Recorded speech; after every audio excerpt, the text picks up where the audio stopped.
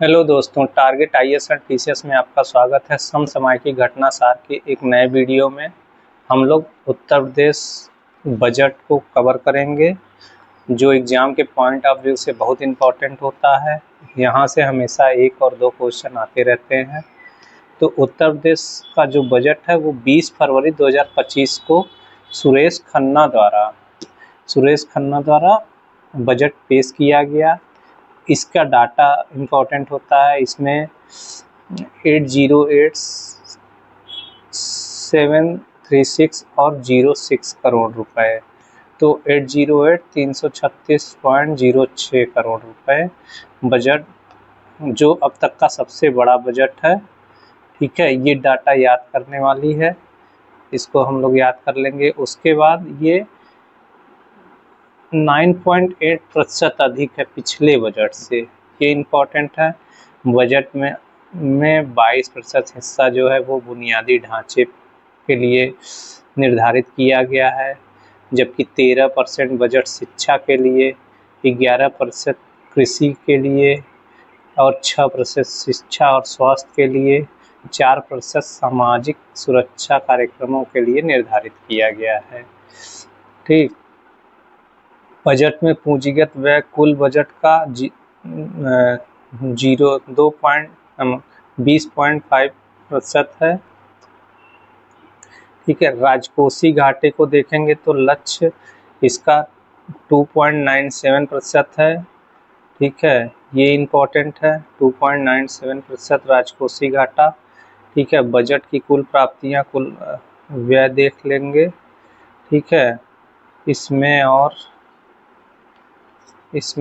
कुछ, हाँ, तो इसमें देखेंगे जो रुपया आता है, तो इसका 4 डाटा देख लेंगे कि राज्य का कर राजस्व जो है 37.4% है। ठीक है, केंद्रीय कर अंतरण 32.4% है।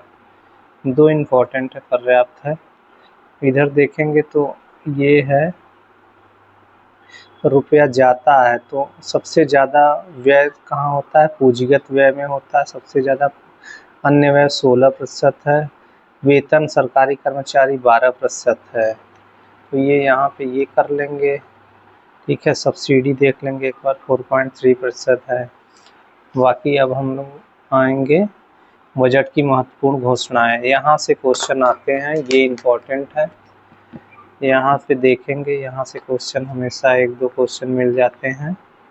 ठीक, तो बजट में मुख्यमंत्री सामूहिक विवाह योजना के तहत दे 51,000 की नगद राशि को बढ़ाकर 1 लाख रुपए और विधवा पुनर्विवाह व उनकी पुत्री विवाह के लिए अनुन्वय सहायता राशि को भी 1 लाख रुपए कर दिया गया है। प्रदेश में छात्राओं को उच्च शिक्षा की पढ़ाई के तरफ आकर्षित करने, ग्रामीण क्षेत्र की छात्राओं को प्रोत्साहन करने के लिए सरकार ने रानी लक्ष्मीबाई स्कूटी योजना, ये इम्पोर्टेंट है, बजट में किया गया है। तो ये कॉलेज आने वाली मेधावी छात्राओं को निःशुल्क स्कूटी उपलब्ध कराई जाएगी। ठीक है, आउटसोर्सिंग रखने वाले लाखों कर्मियों के वेतन में वृद्धि की घोषणा करते हुए कहा गया है कि न्यूनतम 16,000 रुपये से 20,000 रुपये प्रतिमाह वेतन दिया जाएगा। बजट में अन्य घोषणाओं में सरकार द्वारा आउटसोर्सिंग भर्ती निगम बनाने जा रहा है। इसमें होमगार्ड, पीआरडी जवान, ग्राम चौकीदार, शिक्षा मित्र आदि होंगे। तो ये यहाँ पे दूसरा ये है कि स्वच्छता से जुड़े सभी कार्मिकों को मुख्यमंत्री जन आरोग्य अभियान के तहत 5 लाख रुपए की निःशुल्क चिकित्सा उपलब्ध कराई जाएगी। ये यहाँ पे इम्पोर्टेंट है। उसके बाद हम लोग आगे आएंगे। कर्मचारियों को मुख्यमंत्री जन आरोग्य आयुष्मान योजना कार्ड बनवाया जाएगा। वर्तमान में प्रदेश में 80 मेडिकल कॉलेज हैं, जिनमें 44 राज्य सरकार द्वारा संचालित होती हैं, जबकि 36 निजी क्षेत्रों द्वारा संचालित हैं। ठीक है, तो इसमें सीटें बढ़ाई गई हैं। अब देखेंगे बजट 25-26 में बाबा साहब भीमराव अंबेडकर के नाम पर लखनऊ में स्मारक और सांस्कृतिक केंद्र की स्थापना का प्रस्ताव है। हर जिले में 100 एकड़ पीपीपी मॉडल पर सरदार पटेल जनपदी आर्थिक क्षेत्र स्थापित करने के प्रस्ताव हैं। संत कबीर नगर के नाम पर 10 वस्त्रोद्योग पार्क और संत रविदास के नाम पर 2 चर्मोद्योग पार्क स्थापित किए जाने का प्रस्ताव है। अटल बिहारी वाजपेयी के जन्म शताब्दी अवसर पर सम्मान में नगरीय क्षेत्रों में पुस्तकालय की स्थापना की जाएगी। लखनऊ में स्थित अटारी कृषि प्रक्षेप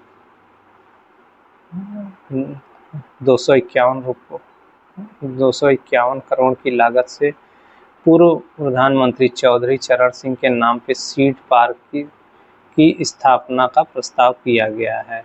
प्रत्येक कृषि मंडी में माता सबरी के नाम पर कैंटीन और विश्रामालय स्थापित करने की घोषणा की गई है। मेधावी छात्रों के लिए 400 करोड़ रुपए रानी लक्ष्मीबाई स्कूटी योजना के तहत प्रस्तावित है। माता अहिल्याबाई होलकर के नाम पे श्रमजीवी महिलाओं के लिए छात्रावास का प्रस्ताव किया गया है। एआई के क्षेत्र में आर्टिफिशियल इंटेलिजेंस सिटी की स्थापना जो कि लखनऊ में होना है कि 5 करोड़ का आवंटन और साइबर सिक्योरिटी में टेक्नोलॉजी रिसर्च ट्रांसलेशन पार्क की स्थापना है 3 करोड़ रुपए का प्रावधान किया गया है। ग्लोबल इन्वेस्टर समिट का सफलतम आयोजन किया गया था, जिसमें 36 लाख करोड़ के निवेश पर हस्ताक्षर किया गया। राज्य सरकार द्वारा प्रदेश में 4 नए एक्सप्रेसवे निर्माण के निर्णय लिए गए हैं, जिसमें आगरा लखनऊ एक्सप्रेसवे से गंगा एक्सप्रेसवे कौंसिया जनपद हरदोई वाया फर्रुखाबाद तक प्रवेश नियंत्रित ग्रीनफील्ड एक्सप्रेसवे का निर्माण कराया जाएगा, जिसके लिए 900 करोड़ रुपए की व्यवस्था प्रस्तावित है।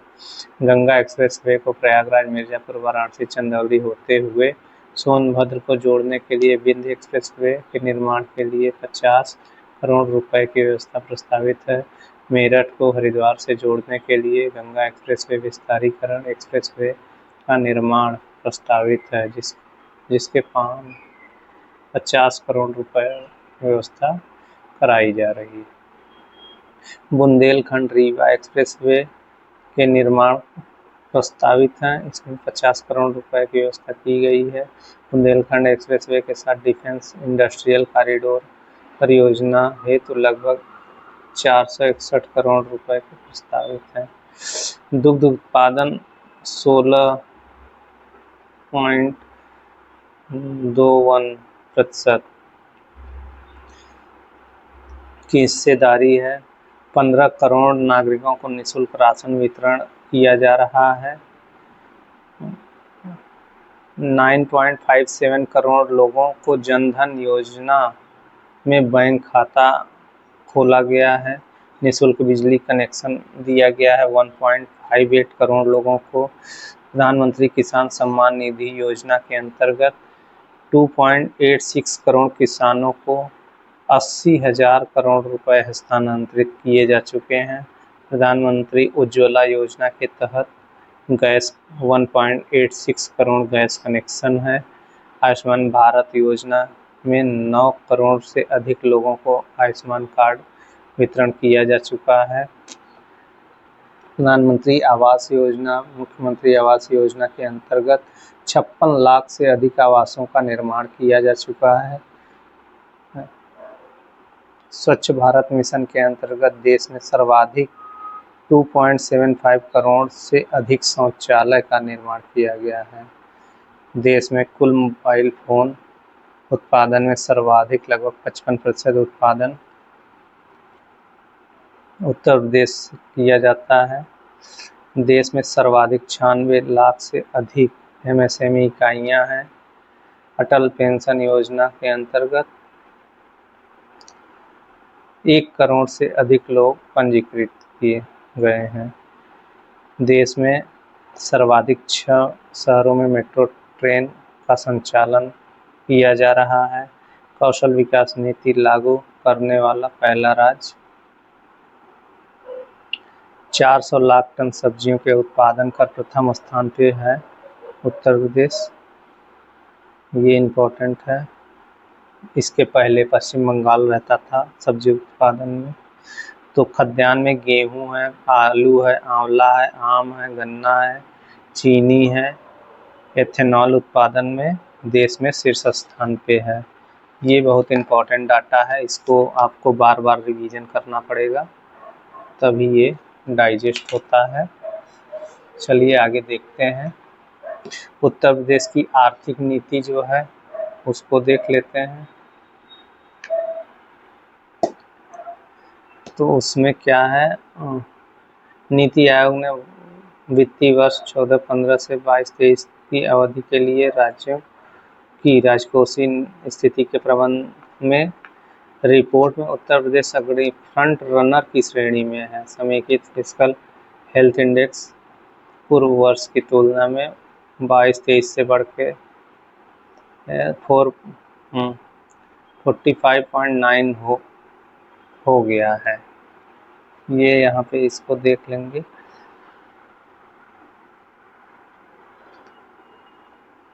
आरबीआई द्वारा राज्य के बजट के संबंध में उत्तर प्रदेश का हिस्सा, अच्छा, तो 11.6% है, जो महाराष्ट्र के बाद देश का सर्वाधिक हिस्सा है। सबसे ज़्यादा महाराष्ट्र का है, उत्तर प्रदेश का है। इसके बाद सकल घरेलू उत्पाद का देखेंगे। उसमें अर्थव्यवस्था में एसडीजीपी मात्र इतने करोड़ रुपए हैं। इसको अच्छा, प्रदेश में विकास दर में वृद्धि करने वाले राज्यों में अब अग्रणी स्थान पे है। प्रति व्यक्ति आय, ये इम्पोर्टेंट है। 16-17 में प्रदेश की प्रति व्यक्ति आय 52,671 रुपये थी। मात्र 3 वर्ष की अवधि में प्रति व्यक्ति आय 19-20 में बढ़कर 65,660 रुपये के स्तर पे पहुंच गई थी। 23-24 में प्रति व्यक्ति आय 93,514 रुपये हो गई है। ये डाटा इम्पोर्टेंट है। प्रति व्यक्ति आय जो है वो 93,514 रुपये हो गई है।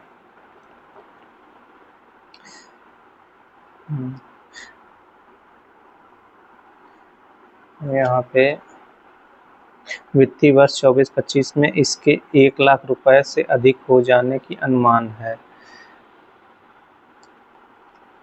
अच्छा, कृषि विनिर्माण सेवा क्षेत्रों में राज्य की अर्थव्यवस्था में योगदान तो कृषि में 24% है, विनिर्माण में 30% है और सेवा में 46% है। ये इम्पोर्टेंट है। हाल ही में भारतीय स्टेट बैंक द्वारा जारी रिपोर्ट के अनुसार भारत को विश्व की तीसरी सबसे बड़ी अर्थव्यवस्था के स्तर पर पहुंचाने में उत्तर प्रदेश की महत्वपूर्ण भूमिका रही है। भविष्य में लैंड ऑफ मिड नाइट सन बताया गया है। अच्छा, ये इम्पोर्टेंट है। इस रिपोर्ट में जो भारतीय स्टेट बैंक की रिपोर्ट बनाई गई है उसमें लैंड ऑफ मिड नाइट सन बताया गया है, जो दर्शाता है कि प्रदेश विकास के पथ पर अग्रसर है। 2 लाख करोड़ रुपए से अधिक का निर्यात कर देश के कुल निर्यात में 11% की हिस्सेदारी रखता है। उत्तर प्रदेश में 8 वर्षों में सौर ऊर्जा उत्पादन में बढ़ोतरी 8 गुना हुई है।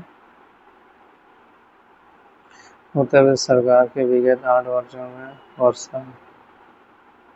यहाँ पे ये देखेंगे उत्तर प्रदेश में 8 वर्षों में सौर ऊर्जा उत्पादन में 10 गुना बढ़ोतरी हुई है। 25 मार्च 2025 को उत्तर प्रदेश सरकार ने विगत 8 वर्षों में राज्यों में सौर ऊर्जा उत्पादन में 10 गुना बढ़ोतरी की है। जो 17 में सौर ऊर्जा उत्पादित क्षमता 288 मेगावाट थी, वो बढ़ गई है 10 गुना।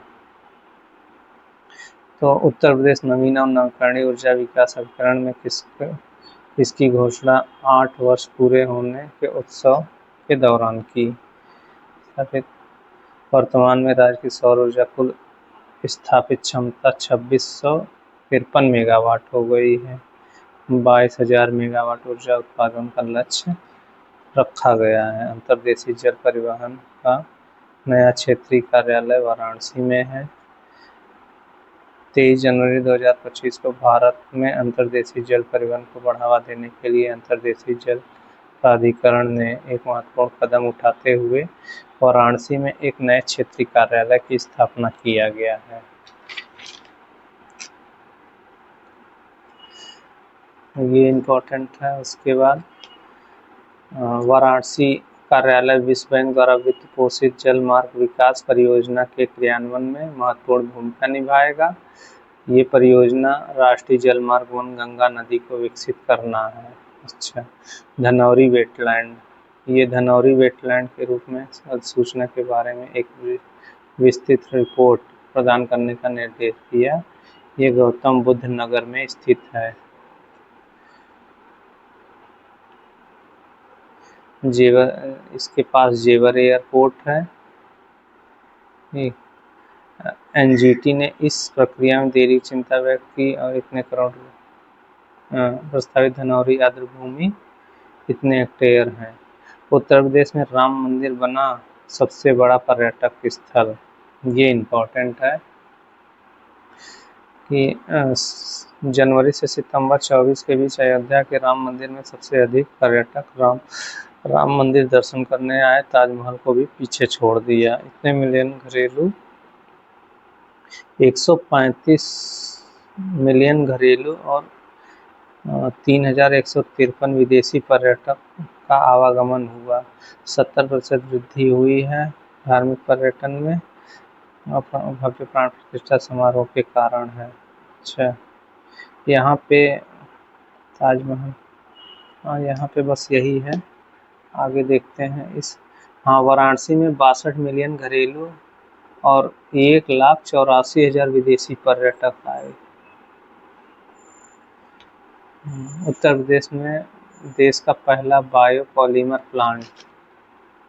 22 फरवरी को उत्तर प्रदेश के मुख्यमंत्री योगी आदित्यनाथ लखीमपुर खीरी जिले के कुंभी में भारत के पहले बायोपॉलीमर प्लांट की आधारशिला रखी। बायोपॉलीमर प्लांट बालरामपुर चीनी मिल लिमिटेड द्वारा 2750 करोड़ रुपए की अनुमानित लागत से स्थापित किया जा रहा है। ये इम्पोर्टेंट है। कहाँ? बायोपॉलीमर प्लांट लखीमपुर खीरी में। लखनऊ में ब्रह्मोस मिसाइल निर्माण प्रारंभ। तो लखनऊ में ब्रह्मोस मिसाइल निर्माण प्रारंभ हो चुका है। राम मंदिर परियोजना को स्वॉर्ड ऑफ ऑनर, ये है मतलब राम मंदिर को स्वॉर्ड ऑफ ऑनर दिया गया।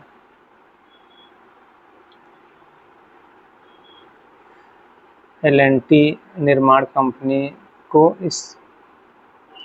पहले राष्ट्रीय सुरक्षा परिषद द्वारा प्रभावी सुरक्षा उपायों के लिए गोल्डन ट्रॉफी प्राप्त हुआ था। उत्तर प्रदेश में देश का पहला टेक्सटाइल मशीन निर्माण केंद्र तो कहाँ पे स्थापित किया गया? कानपुर देहात में। ठीक है। यह मशीन वर्तमान में दक्षिण कोरिया, चीन और यूरोप में आयात करनी पड़ती थी। अच्छा, इस मशीन की आयात पर 40,000 करोड़ से अधिक खर्च किया जाता है। आने वाले 2 दिनों में 4 लाख करोड़ तक पहुंच सकता है। इस तरह परियोजना चालू होने से देश भर की टेक्सटाइल कंपनियां इस तरह मशीनें आयात करने की जगह उत्तर प्रदेश से प्राप्त कर सकेंगी। यही नहीं, लखनऊ में बने मेगा मित्र टेक्सटाइल पार्क 10 अन्य टेक्सटाइल पार्कों में अपनी परियोजना लगाने वाले निवेशकों की मांग भी इससे पूरी होगी। उत्तर प्रदेश सरकार ने प्रदेश के हापुड़, मऊ, कानपुर, बाराबंकी, भदोही, गोरखपुर, गाजियाबाद, मेरठ, हरदोई और संत कबीर नगर में 10 टेक्सटाइल पार्क के निर्माण की घोषणा की है। टेक्सटाइल मशीन निर्माण प्लांट के लिए कानपुर देहात में भोगिनी के पास छपरघटा में 875 एकड़ जमीन चिन्हित की गई है। कानपुर एयरपोर्ट से 50 किमी दूर है। ये बहुत इम्पोर्टेंट है भाई। पार्क के अंदर 200 से अधिक बड़ी और मध्यम इकाइयां स्थापित की जाएंगी, जिनमें 1.5 लाख लोगों को रोजगार मिलेगा। उत्तर प्रदेश में radar factory. Agra Lucknow expressway के निकट बिंझामई गांव में डिफेंस इंडस्ट्रियल कॉरिडोर में 400 करोड़ रुपए की लागत से रडार बनाने की फैक्ट्री स्थापित की जा रही है। यह factory Bharat heavy electric limited द्वारा स्थापित की जा रही है। देश की सुरक्षा में सुधार होगा। महर्षि दधीची कुंड को राजकीय पर्यटन केंद्र बनाने की घोषणा। 10 मार्च को उत्तर प्रदेश सरकार ने महर्षि दधीची कुंड को राष्ट्रीय पर्यटन का दर्जा देने की घोषणा की। नैमिषारण्य के लगभग 12 किलोमीटर दूर मिश्रित क्षेत्र में स्थित है। ऐसी मान्यता है कि संसार के सभी तीर्थों का जल इस कुंड में मिश्रित होता है। इसलिए इस क्षेत्र का नाम मिश्रिक पड़ा। महर्षि दधीची एक महान तपस्वी, वेद शास्त्रों के ज्ञाता और परोपकारी ऋषि थे। उन्होंने अपनी अस्थियां दान कर वृत्तासुर के वध हेतु देवता को वज्र दान किया था। लगभग 2 एकड़ में फैले इस कुंड के निकट महर्षि दधीची का भव्य मंदिर है। मंदिर की वास्तुकला और इनके चारों ओर के वातावरण इसे एक शांत और आध्यात्मिक केंद्र बनाते हैं। नैमिषारण्य उत्तर प्रदेश के सीतापुर जिले में स्थित है। गोमती नदी के तट पर स्थित है। ये ऋषियों की तपोभूमि भी कहा जाता है। वाराणसी में बनेगी डॉल्फिन सफारी। तो कैथी से ढकवा गांव के बीच ये प्रस्तावित है, वाराणसी में। ठीक है। डॉल्फिन मित्र की नियुक्ति कर रखी है। उत्तर प्रदेश में 3 हेरिटेज इमारतें होटल के रूप में विकसित। 12 मार्च 25 उत्तर प्रदेश में 3 हेरिटेज इमारतों को विकसित करने का निर्णय लिया गया है। लखनऊ के रोशन उद्दौला छतर मंजिल, मिर्जापुर जिले में स्थित चुनार किला, इन इमारतों को जैसलमेर के सूर्यगढ़ के तर्ज पर हेरिटेज होटल में विकसित किया जाएगा। यह निर्णय राज्य हेरिटेज संपत्तियों को पुनर्जीवित करने और पुराने गौरव को बहाल करने के साथ साथ राजस्व बढ़ाने के लिए किया गया है।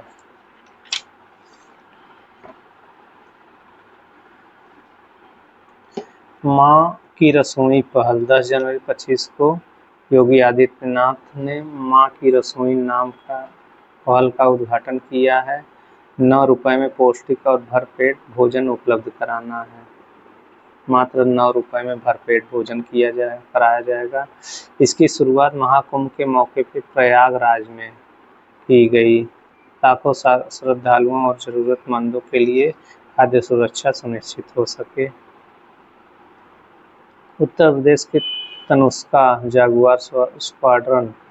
मार्च 2025 में लखनऊ में तनुष्का सिंह वायुसेना में जागुआर फाइटर जेट स्क्वाड्रन में स्थायी रूप से शामिल होने वाली पहली महिला पायलट बनी।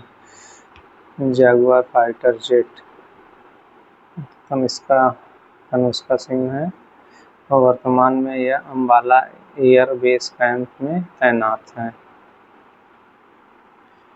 वाराणसी व प्रयागराज को मिलाकर क्षेत्रीय प्राधिकरण गठन का योजना किया गया है।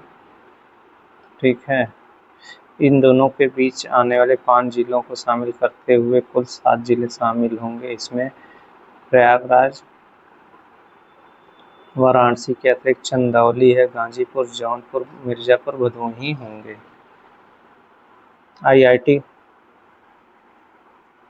आईआईटी कानपुर ने विकसित की सोलर निर्जलीकरण तकनीकी।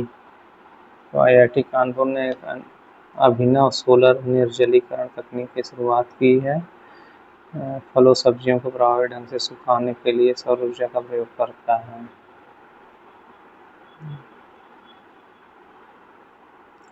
इस तकनीक का मुख्य उद्देश्य किसानों का आय बढ़ाना है, फसलों को अधिक समय तक संरक्षित रख सके और उचित मूल्य पर बेच सके। पर्यावरण अनुकूल तरीका है, यह प्राकृतिक समाधानों का संरक्षण करता है, पर्यावरण को लाभ पहुंचाता है। टीकाकरण कार्यक्रम को प्रभावी बनाने के लिए राइज ऐप लॉन्च किया गया है। तो राइज का फुल फॉर्म क्या है? Rapid immunisation skill enhancement. RISE app एक डिजिटल प्रशिक्षण और निगरानी प्लेटफॉर्म है जिससे स्वास्थ्य कार्यकर्ताओं को टीकाकरण कार्यक्रमों को प्रभावी क्रियान्वयन में सहायता देने के लिए विकसित किया गया है। यूपी विधानसभा अनुवादक सुविधा से लैस होने वाली देश की पहली विधानसभा हो गई, ये इम्पोर्टेंट है। उत्तर प्रदेश विधानसभा सत्र अनुवादक की सुविधा से लैस होने वाली देश की पहली विधानसभा बनी। अब विधानसभा सदस्यों की अवधि भोजपुरी, ब्रज और बुंदेली अंग्रेजी में अपनी बात रखने का अवसर मिल रहा है।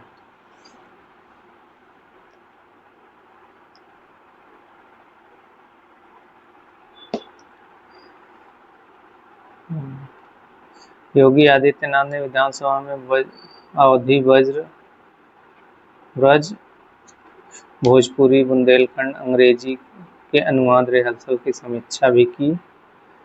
गोरखपुर पहला एकीकृत अपशिष्ट प्रबंधन शहर, ये एक अपशिष्ट प्रबंधन शहर घोषित किया गया गोरखपुर को। तो यहाँ पे क्या है, 40 एकड़ की सुविधा में प्रतिदिन 700 टन कचरा, जिसमें सूखा कचरा, गीला कचरा, खतरनाक कचरा शामिल है, संस्करण किया जाएगा।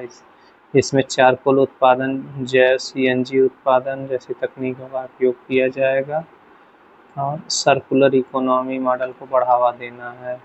यह सुविधा न केवल गोरखपुर की सेवा करेगी बल्कि 8 पड़ोसी शहरी स्थानीय निकायों को अपशिष्ट प्रबंधन आवश्यकताओं को भी पूरा करेगी। उत्तर प्रदेश के तथ्यसार को देखेंगे। ये जो वन लाइनर तथ्यसार है, यहाँ से भी डायरेक्ट क्वेश्चन आ जाते हैं, तो हम लोग इसको कवर